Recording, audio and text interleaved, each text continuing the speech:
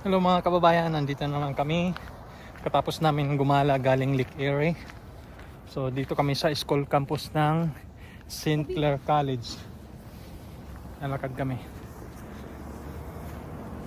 Kung makikita mo, kapag weekdays, maraming mga sasakyan nagpaka-park dyan. Tapos pag weekend, halos walang sasakyan. So dyan si Mrs. nag-papractice mag-drive dati. Pero masyado siyang masikip, hindi ganun kalawak. Kaya hindi siya masyadong natuto dyan. So naghanap kami ng ibang spot na pag-anuhan niya. Doon siya sa kabilang parking. Malawak na parking siya, pero yung hindi masyadong maraming naglalakad or walang mga gaanong sasakyan na dumadaan. Kasi parking siya ng park. Doon siya nag-ano. Kaya doon siya medyo natuto kasi medyo malawak. Nakakapag-apply siya ng gas at saka brake. Tapos sa mga pagliliko, kailangan kasi yun. Hindi yung parang gumagapang lang. May time nga na ano na siya, yung nagtatampo na sa akin. Kasi maano ako magturo talaga. Gusto ko yung kung ano ang tinuro sa akin ng driver instructor sa akin dati, yun ang ina-apply ko sa kanya. Kasi ayaw ko yung sa umpisa pa lang hindi ko na ma-correct sa kanya yung mga mali niya. Kailangan sa umpisa pa lang sabihin mo na yung mga dapat niyang gagawin. Kasi mahirap yun kapag natuto na siya, hindi mo itinuro sa kanya yung mga dapat nung gawin at saka mga hindi dapat gawin. Kasi kapag once na nasanay siyang ganon, na hinayaan mo lang, hindi pa pwede yun dito. Babagsak ka sa driving test for G2. Ayun, tinuturo ko sa kanya lahat yung mga natutunan ko. Ako kasi nag-aaral ako dito ng driving kasi sa Pinas hindi naman ako nagdadrive eh. Hindi ako nagdadrive ng 4 wheels.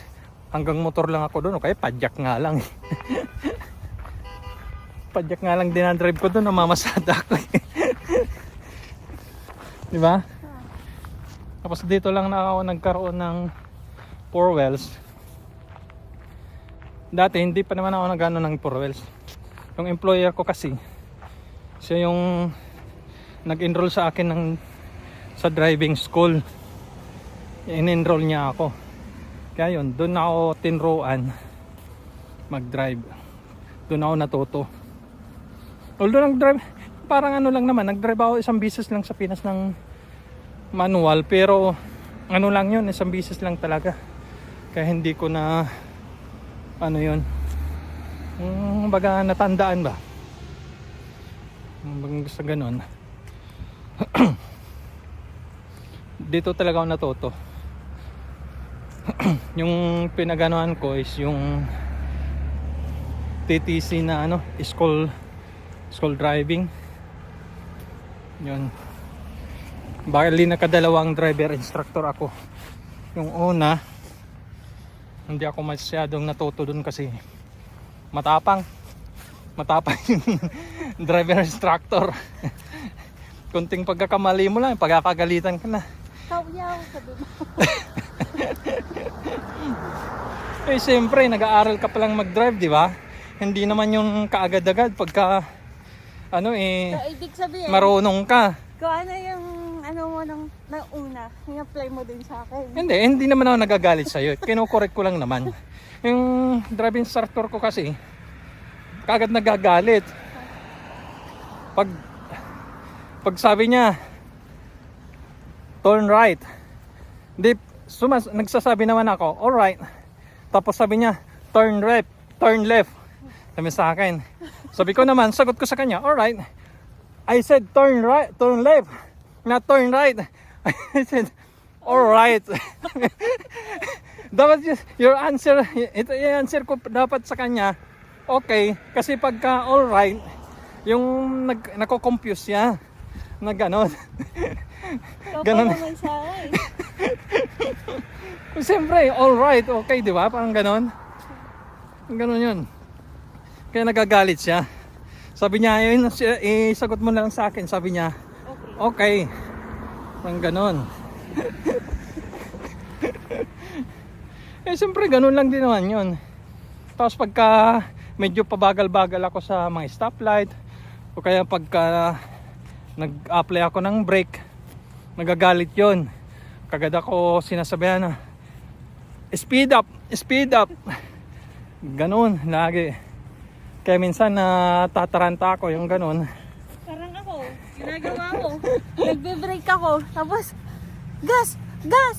Gas! Siyempre, kasi kaya ginagano ng driving instructor Liko, kasi ayaw niya maging habit ng ganon, na pagkaliliko ka mag-apply ka ng preno.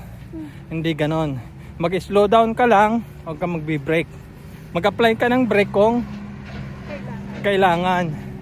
Pero kung hindi naman, wag. Ako kasi nasanay ako sa Pilipinas na kapag kasi nagdadrive ako ng motor, kapag lumiliko sa mga kanto, kaya halos nag-slow down ka, nagbe-brake. Nag-slow down, pero huwag ka bababa dapat sa 20, parang ganon yung speed mo. Pag ganon, oo. Kaya yun ang malaking adjustment ko dito. Liko, liko, liko. Gas! Gas! Ay, po. Ganon yun. Kaya ngayon, si Mrs. medyo marunong na siya. Pero although kailangan pa siya ng Takot pa practice, takot pa siya sa mga city driving. Hindi ko pa siya pinapag-drive sa city. Kasi sa mga stoplight hindi pa niya masyadong gamay. Pero malapit na. Soon, siya ang pagpapadrivein ko. Pero kailangan masanay muna sa mga long distance, mga ganon. Tapos yung tapos yung speed hindi pa hindi pa na tawag dito gagamay. kasi yung pa sa kanya, hindi pa siya masyadong confident sa mga pagliliko. Tapos kapag may nakasabayan siya, Tatampa na. medyo natataranta pa siya. Pero masasanay din siya niyan. Ganoon naman talaga pagka bago ka pa lang. Advantage lang sa kanya kasi anytime na gusto niya mag-drive, mag-aral mag-drive, andyan yung sasakyan. Hindi tulad ko noon, wala talaga kasi wala pang sasakyan eh. Nakakapag-drive lang ako kapag may yung appointment ko yung araw na yon. Ito yun eh. Dito kami ikot din eh. Dito ka. Dito siya Dito. madalas dumadaan. Papunta ron. Doon. Pasok dyan. Sinasanay ko siya sa mga... Dito tayo. Tapos mag ganon. Di ba? Pwede dito sa iba na yung direction ng asawa ko. Mercato, di ba? Sir Mike yan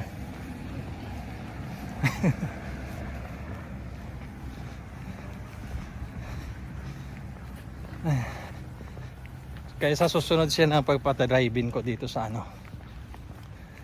sa may mga stoplight, city driving. Kapag nasanay na siya dito sa city driving, papadriving ko na rin siya sa 401. Noon expressway yun. Kailangan hindi ka pabagal-bagal doon. Yung speed noon is 110, 110, 115, 120. Yan. Sinisipon na ako. Malamig. Pero ang lamig ngayon, hindi ganun kalamig kaysa nung mga nakaraan araw. Nakaraan araw kasi negative eh. Ngayon, kanina kasi nung tinignan ko yung niya is positive 7. 7 degrees. Plus 7. Oo. Kaya hindi masyado. Iwan ko lang ngayon hapon kung ilan yung degree niya. Pero hindi naman ganun kalamig. Kayang-kaya tiisin. Hindi tulad dati, no? Yung mga Tulad daanan, dati. mga daanan may mga yelo pa. Oo, yung mga snow. May mga snow pa. Kaya ano, sobrang lamig. Kaya pag naglalakad kami noon, talagang ano, malamig. Pulang-pula yung pisngi namin noon. Kaya ngayon, kung makikita nyo guys, yung paligid, malinis na siya, wala nang ganong snow. Although meron pa rin yung mga tumpok-tumpok, yung mga snow na makapal na hindi pa na ano, natutunaw. Katulad dun sa kabila, meron pa rin. Pero pawala na kasi malapit na yung ano, spring. Ngayon nakakapaglakad-lakad kasi kami, wala pa kaming pasok. Ang haba ng time na wala kaming pasok, wala kaming trabaho. Pag may trabaho naman, yun, busy. Kahit linggo may pasok, may trabaho. Kaya tiis-tiis lang. Ngayon habang wala pang pasok, sinusulit, yun. Maglakad-lakad, gala dito, gala doon. Pero ngayon lang yan kasi hindi masyadong malamig. Pag malamig, stay at home. Yako, nood-nood. Nood ng TV. Hanggang mag-violet ang pang mata.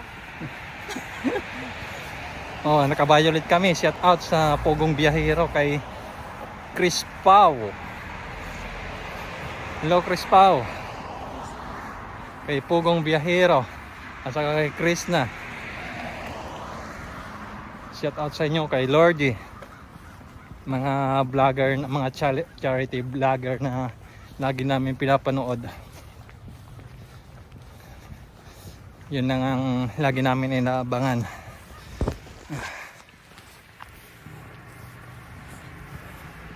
Pero kapag may pasok na, paminsan-minsan na lang makakapanood.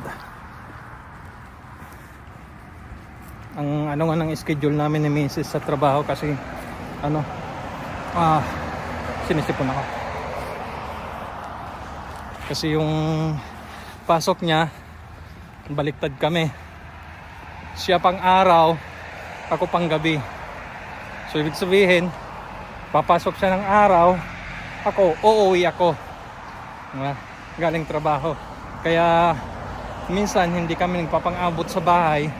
Sa company na lang kami nagkikita. Pero pag gabi naman, kasi yung pasok ko 9:30, naabutan niya ako sa bahay. Siya nagluluto ng pagkain, nang babaonin ko, siya nagpe-prepare lahat. Kaya love na love ko yun si Mrs. Sus. Talaga po. Kakahingal. Yeah, sinisipan ko. Sige kabayan, hanggang dito na lang muna. Tapusin ko muna yung vlog.